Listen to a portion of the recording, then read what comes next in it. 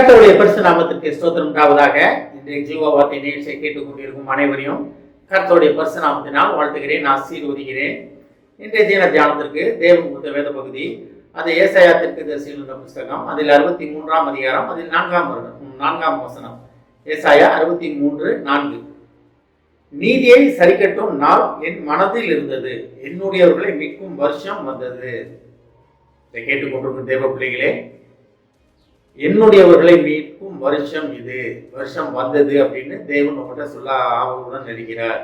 வருஷம் வந்ததுன்னா இந்த வருடம் தேவனுடையவர்களை மீட்கும் வருடமாக இந்த வருடம் இருக்க போகிறது. தேவனுடையவர்களை மீட்கும் வருடம்னா என்ன? தேவனுடையவர்கள்னா யாரு? படைக்கப்பட்டவர்கள் எல்லாமே தேவனுடையவர்கள்.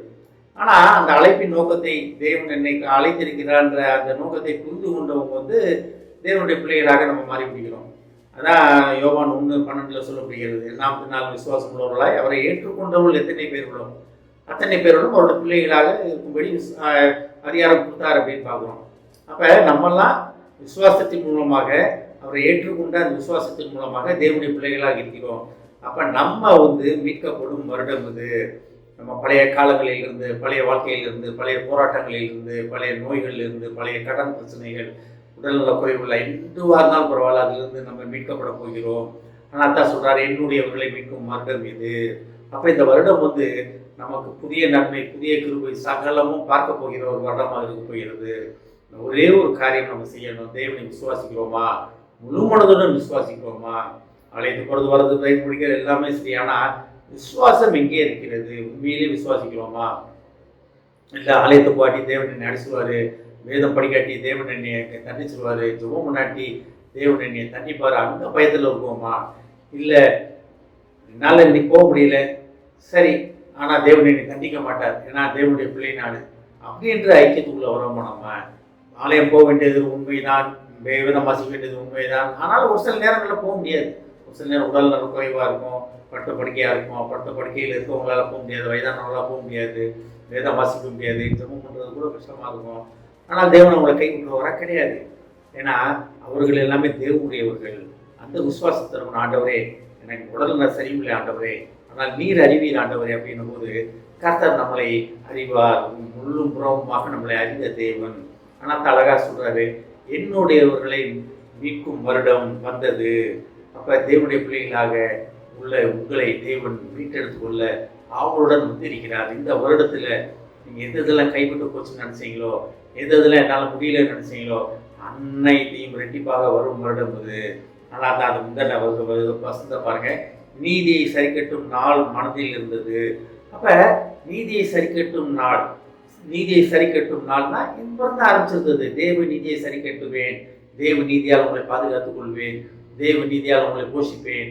அப்போ அந்த அவர் மனசுல அந்த எண்ணம் இருக்கிறது, உங்களை பாதுகாத்துக் கொள்ள வேண்டும், நீதி, அவருடைய நீதி உங்கள்கிட்ட விளங்க வேண்டும்ன்ற ஆவல் அவரோட உள்ளது. அது நமக்கு எல்லாமே தெரியும்.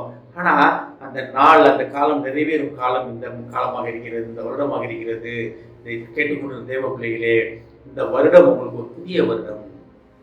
நீங்கள் எதிர்பாராத காரியங்கள் எல்லாம் நடக்கப் போகிறது. எரேமியா 33 சொன்னதுபடி நீங்கள் அறிந்ததும் தெரியாததுமான காரியங்கள் உங்கள் வாழ்க்கையில் நடக்கப் போகிறது. தேவனை நோக்கி கூப்பிடும் பொழுது, தேவனோட தன் உடல், அவரோட உறவுல நம்ம பலத்திருக்கும் பொழுது கர்த்தர் இந்த வருடம் உங்களுக்கு அதி நன்மையான காரியங்கள் செய்ய போகிறார். அதை மட்டும் நம்ம விசுவாசிப்போம். ஆமென். ஜெபிப்போம். எங்களை அதிகமான பரலோக பிதாவே, என்னுடையவர்களை மீட்கும் வருடம் இது என்று நீ சொன்ன மகா கிருபையான நன்றி ஆண்டவரே. ஏஸ்தாவே, நாங்கள் எல்லாருமே உண்மையவர்கள் ஆண்டவரே, உண்மை விசுவாசிக்கிறவர்கள் ஆண்டவரே, உம்மது நீதிக்காக காத்துக் கொண்டிருக்கும் பிள்ளைகள் ஆண்டவரே. ஏஸ்தாவே, இதை கேட்டுக்கொண்டிருக்கும் அனைவரையும் மீட்டு கொண்டேன் என்று சொன்ன இந்த வருடத்தில் எங்கள் போராட்டங்கள், பாடுகள், வேதனைகள் அனைத்தும் நீங்கிவிடும் என்று நீ சொன்ன கிருபையான வார்த்தைக்காக நன்றி ஆண்டவரே. இந்த வார்த்தையை பிடித்துக் கொண்டு நாங்கள் தினமும் ஜெபிக்க உதவி செய்யும் ஆண்டவரே. இதை கேட்டுக்கொண்டு ஒவ்வொருவரையும் ஆசீர்வதிக்கிறோம் அப்பா, ஒவ்வொரு குடும்பத்தையும் ஆசீர்வதிக்கிறோம்.